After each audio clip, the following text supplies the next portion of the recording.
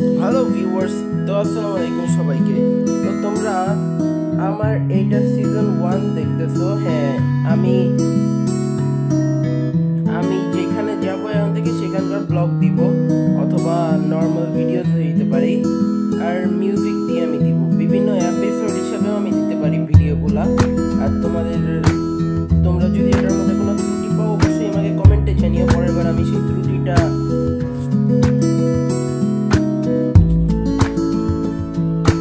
করবো, মানে কি বলে, সংশোধন করে তারপরে আমি পরের বার আরো ভালো ভিডিও বানানোর চেষ্টা করব।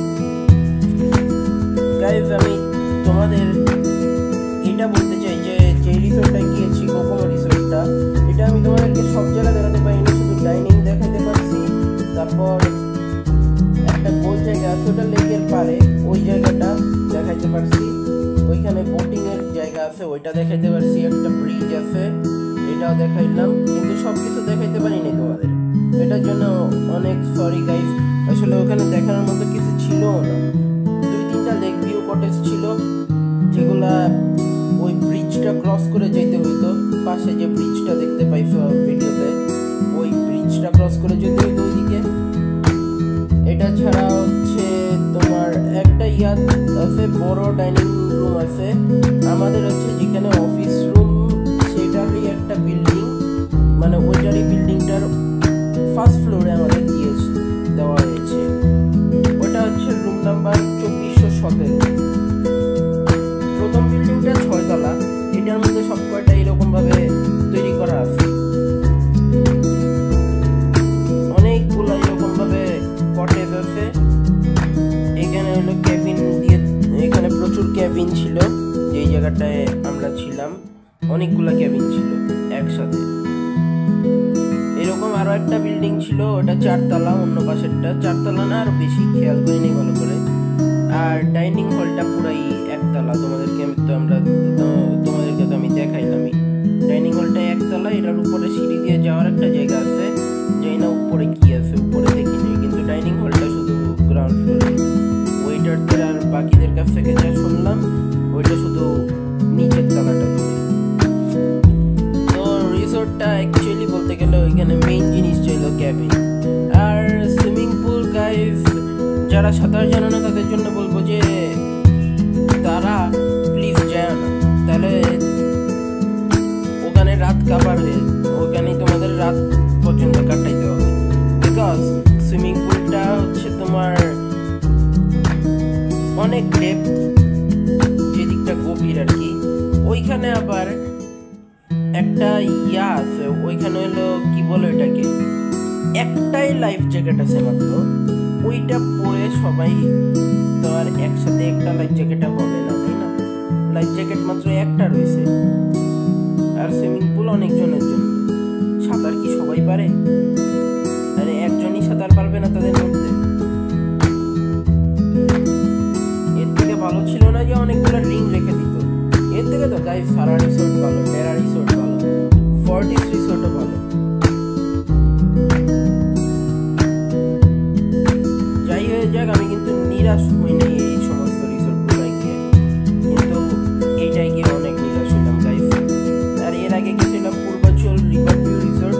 ওটাও বলতে গেলে তেমন কোনো খাস কিছু না। ধরো বেশিরভাগ রিসোর্টে তো সুন্দর করে হাঁটা চলার যে জায়গাটা, ওই জায়গাটা একটা রাস্তার মতো করে বানানো, কিন্তু পূর্বাচল রিভার ভিউ রিসোর্ট যেটা, সেটার মধ্যে শুধু ইট দেওয়া, রাস্তার নামে খালি ইট দেওয়া। ওই ইটের উপর দিয়ে তোমাদের এমন ভাবে যেতে হবে যেন তুমি গ্লাস ব্রিজ খেলতেছো। মাঝখানে গ্যাপ আছে, মানে নিচে তো মাটি আছে, কিন্তু গ্যাপটার মধ্যে যদি পা পড়ে তাইলে মাটিতে পা রাখার মতো জায়গা নেই। ওই গর্তের মধ্যে একটু পাটা ঢুকবে আর মচকে যাওয়ার চান্স। তো ওই রিসোর্টটা আমি বলতে পারি যে ওইটাও খুব একটা ভালো রিসোর্ট ছিল না। তো এগুলো ছাড়া আমার কাছে আর তেমন কোনো ইয়া দেওয়ার নাই। সারা রিসোর্টের ব্যাপারে জানি না, সারা রিসোর্টের ব্যাপারে আমি সবার কাছ থেকে অনেক ভালো রিভিউ শুনছি যে এখানে রিচ পিপলরা যায়, অনেক 3550 টাকা। আর ওইদিকে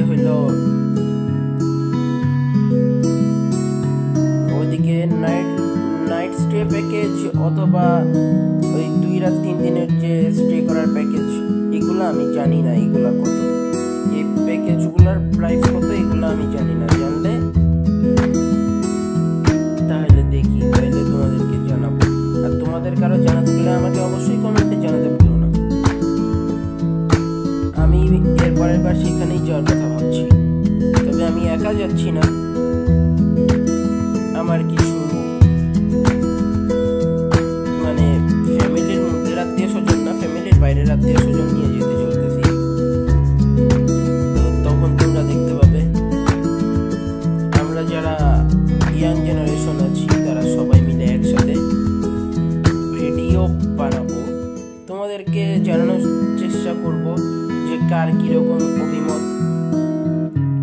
ওরা আমাদের সাথে এইবার যায় নাই দেখে আমরা বলতে পারি নাই যে কিরকম অভিমত কার, কিন্তু এরপরে ব্লগে চেষ্টা করব আনার, ঠিক আছে? তোমাদেরকে অবশ্যই তাদের সাথে দেখাও করাবো।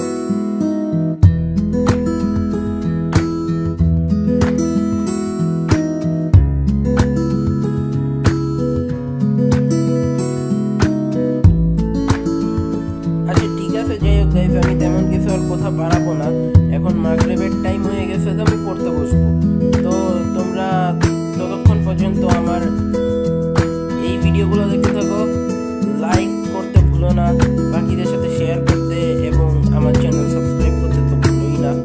দয়া করে একটা করে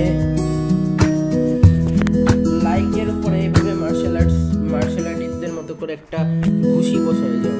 আই মিন বলতে চাইতেছি যে তোমরা আমার চ্যানেলটা একটু সাবস্ক্রাইব করে নাও, লাইক করে নাও, আর ঘন্টিটা বাজায় দিও। তো গাইস, তোমাদের সাথে আমার দেখা হবে অন্য কোনো ভিডিওতে, অন্য কোনো